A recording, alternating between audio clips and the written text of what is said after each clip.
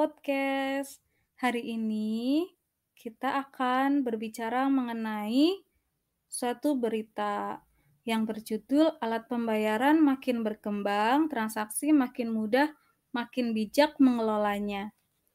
Hai Sobat 102 SMA Negeri 4 Tegal, kalian pasti sudah familiar dan selalu bertransaksi menggunakan uang kan? Nah, udah jadi pengetahuan umum nih bahwa uang dalam ilmu ekonomi tradisional didefinisikan sebagai setiap alat tukar yang dapat diterima secara umum.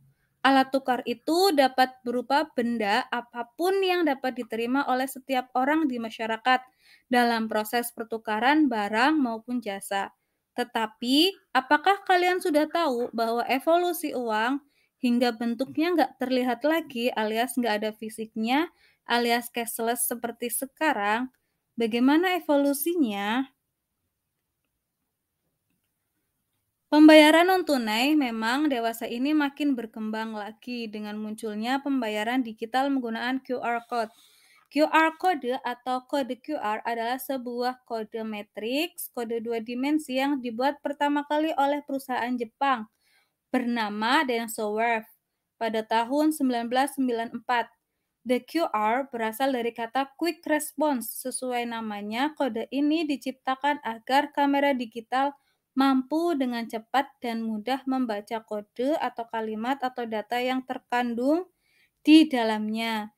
Sistem pembayaran QR Code hadir agar transaksi dapat berjalan lebih cepat, efisien, tentunya adalah cashless. Untuk bisa bertransaksi dengan QR Code, sobat cukup menggunakan smartphone dan koneksi internet, di mana lebih sederhana dibandingkan sistem pembayaran non-tunai lainnya yang membutuhkan kartu tambahan. Transaksi QR Code payment menggunakan sumber dana berupa simpanan dan instrumen pembayaran berupa kartu debit, kartu kredit, atau uang elektronik yang menggunakan media menyimpan server base.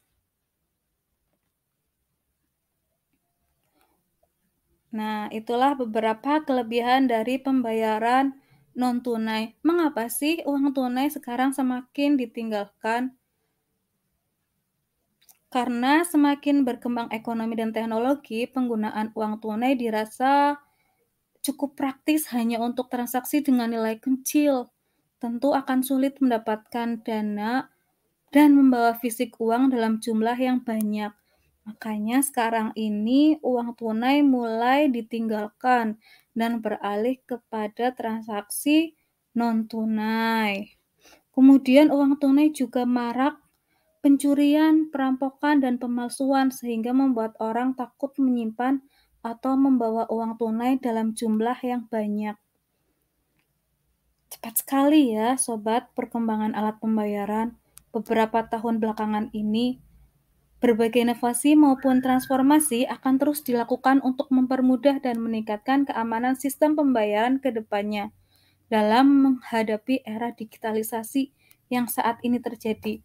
Untuk itu, Sobat 102, sikapi dengan bijak ya dalam perkembangan teknologi di bidang keuangan ini. Jangan sampai tertinggal, manfaatkan inovasi-inovasi yang ada dengan baik. Walaupun penggunaan alat pembayaran semakin menawarkan kemudahan, bahkan juga memberikan keuntungan lainnya seperti cashback, diskon, potongan harga, dan lain sebagainya, sobat harus tetap bijak menggunakan uang. Apapun bentuknya, itu tetap uang dan berharga ya.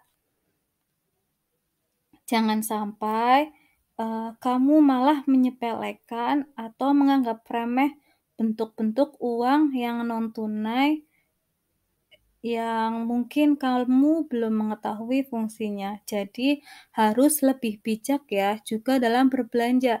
Tentu kamu harus bijak, jangan sampai boros atau bersifat konsumtif.